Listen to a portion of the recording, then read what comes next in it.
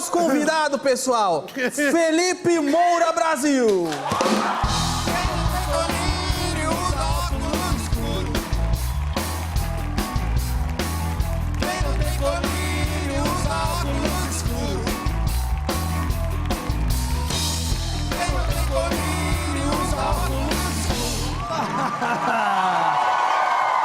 Felipe Moura Brasil! Ó, você entrou aí, o traje já meteu quem não tem colírio usa óculos escuros. Foi por causa que o seu nome é Moura Brasil? Ou porque o seu apelido é o colírio? Muita gente chama de colírio da direita. É por causa desse sobrenome, né, que é de um colírio popular.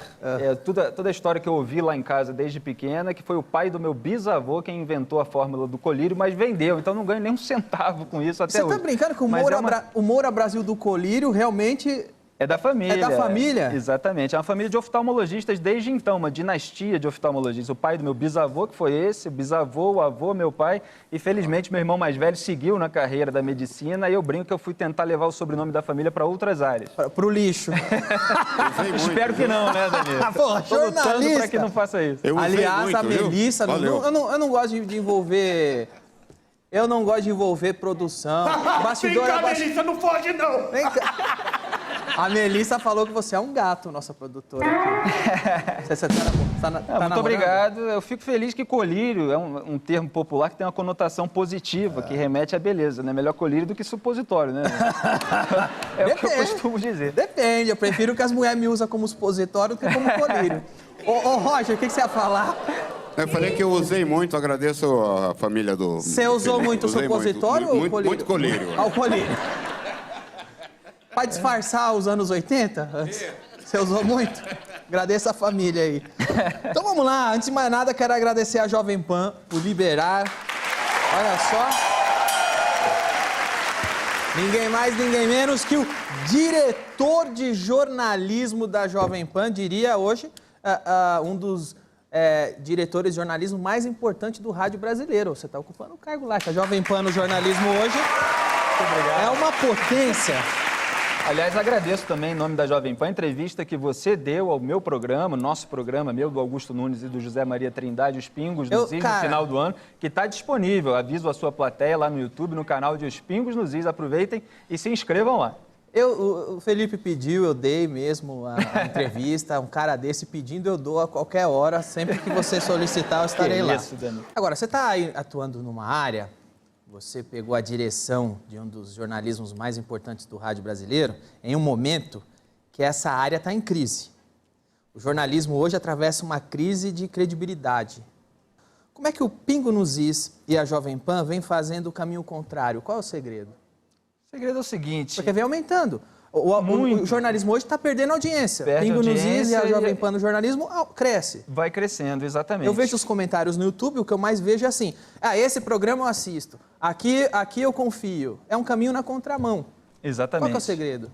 O que aconteceu com a imprensa brasileira é que ela foi dominada por uma mesma ideologia. Então se faz muita militância de esquerda há muito tempo e com uma demonização muito grande dos adversários dessa corrente ideológica. E que isso, infelizmente, contaminou muito o noticiário, porque uma coisa é o sujeito ter uma coluna de opinião e lá deixar claro que ele está fazendo uma opinião, mas mesmo assim, o próprio colunista ele precisa respeitar os fatos. E o que a gente vê é muita militância na hora de dar a notícia, a distorção para queimar um adversário político, um adversário ideológico. Então, a corrida eleitoral mostrou muito essa distorção. Houve uma cobertura muito desequilibrada, havia várias questões que precisavam ser apontadas na candidatura do Jair Bolsonaro, mas o exagero da imprensa naquela cobertura acabou resultando numa perda de credibilidade para ela e até numa perda, como eu dizia na época, da legitimidade dos pontos de crítica que eram merecidos. Sim. Então, quando você demoniza alguém, você deslegitima a crítica que merece ser feita. Quando você exagera, começa a chamar de nazista, o nazismo, sob comando de Hitler, exterminou milhões de judeus. O Bolsonaro é próximo de Israel, então não tem sentido. Você acha que o público se sente sendo chamado de idiota também? Exatamente. Eu sei o que é o nazismo. Você está falando que isso aqui é nazismo e eu estou vendo que não é. Você está me chamando de idiota? Você acha que isso também é uma parte da rejeição do público com o jornalismo brasileiro? Exatamente. É o jornalismo querendo fazer com que o público pense com a cabeça do jornalista, com aquelas mesmas predisposições, sem apresentar para o público qual é, de fato, a notícia e deixar que ele decida, analisando as posições dos comentaristas, mas de uma maneira honesta intelectualmente. Sim. Agora, eu percebo que isso também não é uma coisa no Brasil. Esse fenômeno é ocidental. Na Europa e principalmente nos Estados Unidos também, o jornalismo, a imprensa passa por isso, pelo mesmo motivo que você citou. Aliás, a CNN despencou na audiência e eu diria que uma das coisas que ajudou a eleger o Trump foi essa coisa maquiavélica da imprensa contra o Trump. Exatamente. Você acha que isso também ajudou a eleger o Bolsonaro? Sem dúvida. A imprensa americana também fez uma militância absolutamente desenfreada, descalibrada Sim. contra o Donald Trump, não levou a sério a candidatura e eu fui muito atacado como colunista, que sou há mais de 15 anos, por levar a sério a candidatura do Donald Trump desde o começo e mostrar que ele tinha grandes chances de vitória sempre. E aí a imprensa dizia, acontecia um escândalo, e a imprensa dizia, agora o Trump tem que renunciar à candidatura, tem que dar a vaga para outro. Eu lembro que você falava que o Trump ia ganhar. Continua forte, ele tem grandes chances de vitória, se ele continuar a fazer isso, porque eleição é assim, você não tem como dar um chute sem dizer que tudo depende do desempenho do candidato. Se ele começar a falar um monte de bobagem, fazer um monte de besteira, pode ser que aquilo não tenha um bom fim. Mas quando ele está caminhando naquela direção e você consegue analisar a percepção popular em relação a ele, você olha, se ele continuar assim, ele vai ganhar. E foi isso que eu fiz em relação ao Donald Trump e que eu fiz em relação ao Jair Bolsonaro. E, obviamente, fui muito atacado por causa disso, porque as pessoas acham que você está defendendo alguém da mesma corrente política, não fazendo análise. Você tem que negar a realidade. Torcida contra. Exato. Porque boa parte da imprensa estava fazendo torcida contra eles. E como é que fica agora o pessoal que dizia que você... quero ver ele falar do Bolsonaro, quero ver se ele fala. E agora você está apanhando... Eu vi você apanhando assim, sendo xingado por bolsonarista também. Eu continuo fazendo a mesma coisa, que é jornalismo independente. Então, se são lançadas mentiras contra algum político, algum governo, eu vou lá e refuto. Não me atingem absolutamente nada. Você se orgulha porque você fala assim, isso aqui mostra que eu sou isento, que eu sou independente. Mas é que isso para mim é um dever moral, é uma obrigação. Não é nem motivo de orgulho, nem motivo de qualquer descontrole. Você só continua fazendo o seu trabalho. Eu continuo fazendo o meu trabalho, exatamente. Tem questões que precisam ser apontadas em qualquer governo, eu sempre apontei. Se houver um caso confuso envolvendo o governo, eu vou sempre tentar esclarecer os fatos e eu vou sempre tentar ouvir todas as partes para trazer para o público a informação e o público pode concordar com os personagens envolvidos na história ou não. Agora, a minha função como jornalista é trazer os elementos para que o público possa tomar essa decisão e fazer as minhas análises. Quando eu acho que tem algo que precisa ser criticado, eu critico. E aí, obviamente, tem muita gente que quer porta-vozes, né? Agora, eu não critiquei durante 15 anos a militância de esquerda na imprensa para chegar a um cargo dentro dos próprios veículos de comunicação e fazer uma militância contrária. Então, eu não sou jornalista que engaveta notícia porque ela pode prejudicar a imagem de alguém. Agora, eu sou um homem de temperamento conservador, no sentido de que fala o filósofo inglês Roger Scruton, por exemplo, que você precisa encontrar, é melhor você encontrar algo que você ame e agir para proteger isso do que encontrar algo que você odeie e agir para destruir isso. E eu prefiro dividir, em vez até de direita e esquerda, revolucionários e reacionários. Reacionários no sentido clássico da teoria política, que o Anthony Quinton, por exemplo, um autor, chamava de revolucionário do avesso. Então, o revolucionário, e a gente conheceu aí na história recente do Brasil muitos esquerdistas revolucionários, é aquele que tenta impor um futuro idealizado.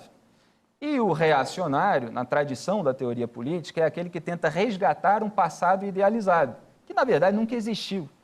E em nome desses fins utópicos, eles acham, na cabeça deles, esses fins utópicos justificam os meios radicais e muitas vezes criminosos. E o conservador, até o João Pereira Coutinho escreveu um livro sobre essas distinções, e fala que é aquele que quer preservar o que é válido no presente, recorrendo aos instrumentos tangíveis no presente. Então, eu tenho esse temperamento de ser, a princípio, muito cético em relação a qualquer mudança drástica. A gente tem de sempre levar em consideração a experiência humana acumulada e ir fazendo os ajustes necessários, as reformas, para usar uma palavra que está sendo muito usada agora no governo, para se chegar a uma sociedade que tenha harmonia. Né? Muito melhor do que você sair quebrando tudo porque você está revoltado, odeia e não sabe o que vai botar no lugar. Eu acho que o reacionário é aquele que diz, no tempo da ditadura que era bom. E o revolucionário é o que diz, vocês vão ver quando eu fizer a minha ditadura, aí é que vai ser bom. Teve uma entrevista sua recente, que também, no programa Pingo nos Is, você entrevistou recentemente você entrevistou uma pessoa que deixou na ocasião os bolsonaristas putos da vida, vamos ver um trechinho, que foi o Bibiano, foi logo depois que ele foi demitido, você entrevistou, cadê?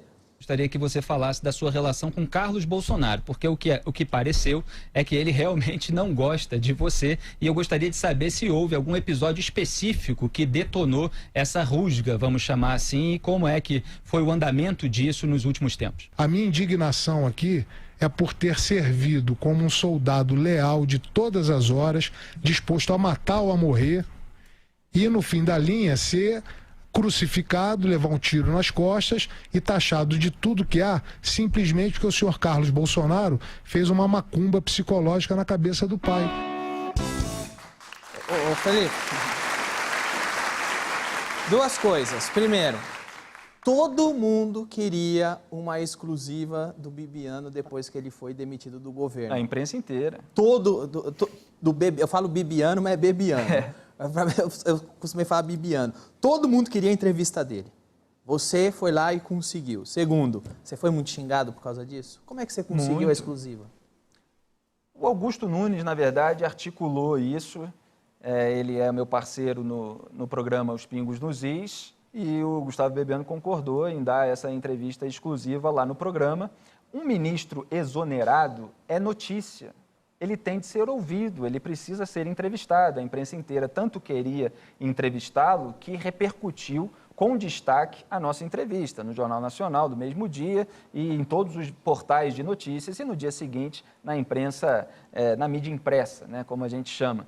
Então isso recebeu destaque porque o ministro exonerado, em consequência de um fato polêmico, como uma acusação do filho do presidente em rede social e depois do vazamento do áudio do pai do presidente da República, que havia sido mandado para esse ministro pelo filho, compartilhado no perfil do próprio presidente da República, faz com que você queira ouvir o ministro exonerado e é a obrigação do jornalista ouvir como seria ouvir o Sérgio Moro, se ele for exonerado, o Paulo Guedes, se ele for exonerado, o Marcelo Álvaro Antônio, que é um ministro do turismo que estava envolvido aí em suspeitas também de laranja, de candidaturas laranjas. Mesmo se não for exonerado, se vem um Haddad e quer te dar uma exclusiva, não, você não vai entrevistar? A gente ouve na Jovem Pan, ouviu outro dia o Sérgio Moro, ouviu o Bruno Bianco, um dos secretários da Previdência, para explicar detalhadamente a reforma. Então você ouve todo mundo que está no centro do debate público. Isso é dever do jornalista. E o público, o cidadão, o ouvinte, o leitor, ele decide se ele concorda com as alegações da autoridade ou do político ou não, ou se ele discorda. Agora, o jornalista tem de trazer isso a público, porque é um elemento faltante no debate quando essa pessoa não está falando. Agora, você você lançou uma coletânea, o mínimo que você precisa saber para não ser um idiota. É uma coletânea, um compilado dos artigos do Olavo de Carvalho. Quanto vendeu? Foi um dos livros que mais vendeu naquele ano, não? Foi um best-seller, vendeu mais de 300 mil exemplares, o que no Brasil é um fenômeno editorial, vende muito até hoje. O próprio Jair Bolsonaro, até por influência do filho, eu acho, o Eduardo Bolsonaro, que começou a ler a obra do Olavo de Carvalho, começou a botar, então, na mesa, quando dava entrevistas, o livro, e isso aumentou ainda as vendas do livro que eu organizei. E é um compilado da parte de crítica cultural da obra, que é maior do que isso, do Olavo de Carvalho, um colunista, um escritor, um filósofo, que atuou durante muito tempo na imprensa brasileira e hoje mora lá em Virgínia, nos Estados Unidos. Agora, o Olavo de Carvalho, ele é associado como um apoiador ao governo Bolsonaro. Ele é, de fato, um apoiador, ele indicou 2 ministros. Você lançou a coletânea dele. Quando os bolsonaristas começam a pegar no seu pé, que você está dando notícia... Eu não gosto dessa notícia, que essa notícia é ruim para o Bolsonaro. O Olavo de Carvalho, de alguma maneira, fala, Moura Brasil, não faz isso não, pô. Ou nunca teve isso? Bom, primeiro eu preciso deixar claro que eu nunca encontrei pessoalmente o Olavo. Então, nunca tive uma relação pessoal com o Olavo. Sempre foi uma relação de trabalho. Eu entrevistei ele 4 vezes, se eu não me engano. Uma delas foi videoconferência, mas todas publicadas. E quando a gente precisa tratar de alguma coisa relacionada ao livro, as consequências dele, reedição, ou entrevistas a respeito, eu sempre falo por e-mail com a esposa dele. Ele mora lá nos Estados Unidos, eu nunca o visitei na casa dele. E eu organizei a parte da obra dele que eu considerava fundamental, prestei a devida referência. É uma obra extraordinária no diagnóstico que fez do ambiente cultural brasileiro e da experiência mental dos brasileiros nas últimas décadas. Tudo isso que eu falei no começo, sobre a onipresença da militância de esquerda nos meios de comunicação e cultura do país, ele apontou a decadência intelectual no Brasil, de um modo geral. Quebrou essa hegemonia, né, abrindo espaço para novas vozes que hoje ocuparam vários espaços e podem falar para a sociedade que muitas vezes defende ideias iguais e contrárias a essa imprensa que você disse no começo que perdeu credibilidade. Agora, ter organizado toda essa obra não significa que eu tenho uma sujeição ao pensamento do Olavo sobre todos os assuntos ou análises. O fato de vocês terem um relacionamento do cenário profissional presente nunca deu a liberdade de ele falar, pô, não dá essa notícia, não, eu não gostei disso. Não, jamais, jamais. A gente não tem esse tipo de contato assim direto, ele nunca falou isso. Então, que ele discorde de qualquer coisa que eu falo ou fiz, isso faz parte do debate público. Sim. As pessoas têm opiniões divergentes, cada um segue a sua linha. Eu tenho a minha linha no jornalismo independente, que eu vou seguir essa trajetória. Felipe Moura Brasil, hoje é um dos nomes mais conhecidos do jornalismo brasileiro. Agora, curiosamente, o seu Twitter não é Felipe Moura Brasil, é Blog do Pim. Eu sempre quis saber que raio é esse de Pim. Pim é meu apelido desde pequeno, Filipim. Ah, Pim. Vem daí, Filipim. Vem daí. Achei que você era fã do Silvio Santos. 1, 2, Pim. 3, 4, Pim. E lá no Rio de Janeiro, muita gente sempre fez isso. Sempre. Essa contagem quando me via e tal. 1, 2, Pim. Você tem irmão? Lá no Rio todo mundo me chamava sempre pelo apelido, no futebol, no samba, você tem irmão, praia. Irmã? Depois, profissionalmente, é que você vira esse nome, né? Felipe Moura Brasil. Você tem irmão, irmã? Tem 2 irmãos mais velhos. Mais velho? Seu pai falava, olha aí, 1, 2, Pim. Por aí. E aí eu tinha um blog, antes de eu virar colunista em grandes veículos de comunicação, que se chamava Blog do Pim. Você sempre trabalhou com jornalismo e política? O que você fazia antes? Eu queria virar um autor de alguma forma, um colunista, alguém que pudesse publicar as suas próprias análises. Só que havia um problema, em geral, na imprensa, quem fazia isso era gente muito mais velha, né? Então, eu me formei em jornalismo, mas eu precisava trabalhar em alguns setores para ganhar dinheiro e, ao mesmo tempo, em que eu estudava muito para me tornar um jornalista, um intelectual, capaz de comentar todos os assuntos ou, eventualmente, escrever contos ou qualquer coisa mais literária que sempre me interessou também. Eu entendi isso aí, Felipe. Também já fui mexer, já. Não foi nada disso que ele falou, cala a boca. Durante anos, então, eu vivia uma certa angústia até equilibrando esses pratos, né? Você vai fazer um trabalho assim menor para uma produtora de cinema, eu trabalhei, para agências de publicidade, eu trabalhei, e trabalhos menores no meio jornalístico, conteúdo de sites, etc. Sempre escrevendo, mas fazendo alguns jobs curtos. E aí eu acabava um trabalho, ganhava aquele dinheiro e tal, e eu ia estudar e ia ler. Aí, se eu ficava estudando, lendo muito e escrevendo para publicar na internet, eu falava, não estou ganhando dinheiro. Aí eu tenho que ir lá ganhar dinheiro. Se eu estou lá fazendo vários jobs e tal, eu falo, não estou me preparando para fazer aquilo que eu quero. Ou é o dinheiro, Aí, equilibrar isso foi uma dificuldade e uma angústia muito grande, porque é o processo para você se tornar quem você deseja ser. Mas aí veio um momento de uma proposta da Veja, que me chamou para ser colunista, e eu nunca vou esquecer o que a editora disse na época. Ela falou assim, eu quero que você continue fazendo exatamente o que você está fazendo na internet, só que agora você vai ser pago para isso. Eu falei, obrigado. E seu blog na Veja, eu lembro, tinha muito acesso, era um dos mais acessados, não? Tinha uma grande audiência, eu ganhei muita visibilidade e dei uma certa sorte, Danilo, porque, assim como você, sorte e obviamente, muita dor de cabeça derivada disso, porque a gente ganhou uma projeção, cada um na sua área, num momento em que o país estava sendo assaltado, literalmente, por criminosos que estavam no poder. E isso gerou muita notícia, exigia da gente uma postura muito firme de denunciar aquilo tudo, e você tem um limite do que você pode denunciar, porque você não é um investigador, não é polícia, não é justiça para condenar ninguém, mas você sabe que está acontecendo aquela treta, aquela roubalheira, e você precisa combater isso contra todo um exército virtual, no caso do PT, que é diferente dessa turma do Bolsonaro, pelo menos até onde se sabe. Era um exército virtual pago. Pago, exatamente. Né? Tinha toda uma rede de blogs e sites também pagos com verba de publicidade federal das estatais controladas pelo PT. É o que eu percebo. Esse pessoal bolsominion, que eles chamam, é um pessoal que, até o momento, até onde eu sei, é um monte de adolescente espontâneo que fica lá enchendo o saco. Os militantes petistas virtual eram pagos com dinheiro público. Os tais de MAV eram um exército organizado e pago. Exatamente. Até onde eu sei, Exatamente. Tem essa diferença gritante. Então, assim, qualquer pressão que se tenha quando você revela uma notícia indesejada, para mim não é nada. Perto de 14 anos combatendo toda essa militância, essa patrulha. Isso é pior para os bolsominions, porque os petistas pelo menos estavam ganhando. Pois é. Então... Sabe um momento que eu lembro? Uma vez começaram a levantar uma narrativa, quando começaram as manifestações de impeachment, a imprensa, a Folha de São Paulo, a mídia convencional, começou a levantar uma narrativa que só tinha branco e rico na manifestação. E eu, como moro perto da Paulista, saí um dia e vi um monte de negro, pobre, os caras vinham falar comigo, sou lá da ZL, sou lá do Capão, e eu comecei a gravar eles falando. E eu lembro, falei, pô, eu queria publicar isso em algum lugar, mas não tem a ver publicar na minha rede. Aí eu falei, quem que eu poderia mandar? Na ocasião, nem tinha antagonista ainda, eu acho. Na ocasião, só me veio o seu blog na cabeça, eu te mandei e você publicou. Você lembra você lembra desse vídeo ou não? Foi sim, é verdade, eu publiquei. E era um pessoal... Eu acho que era esse aqui, ó. Pessoal, continua aqui na Paulista com a elite branca opressora que veio protestar. Eu vou falar agora com um membro da elite branca. Você veio protestar? Sim, vim protestar contra o governo. Você é da elite branca? Sou da elite branca. Então faz seu protesto aí.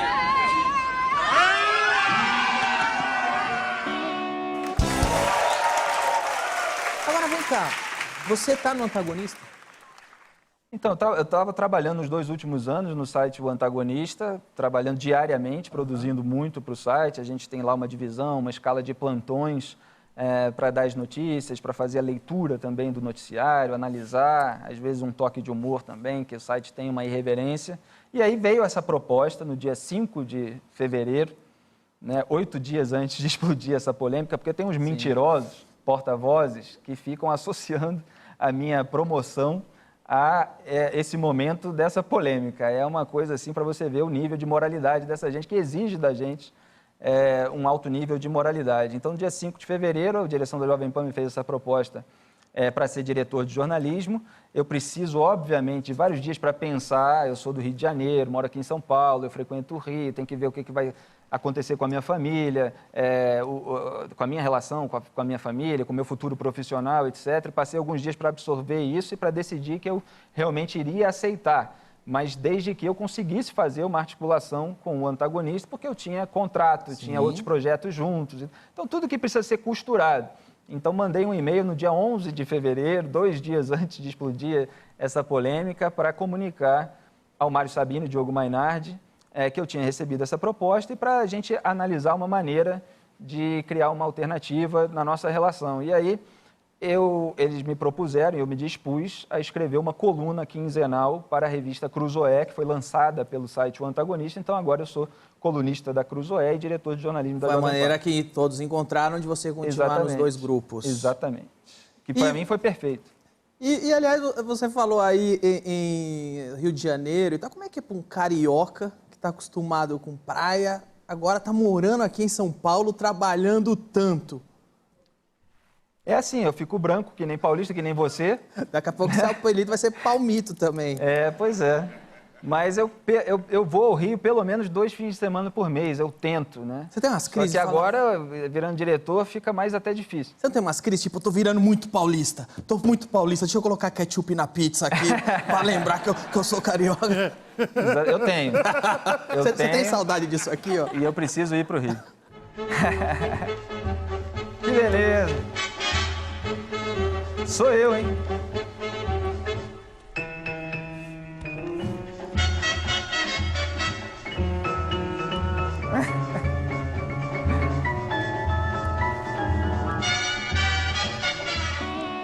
Olha, tudo bem?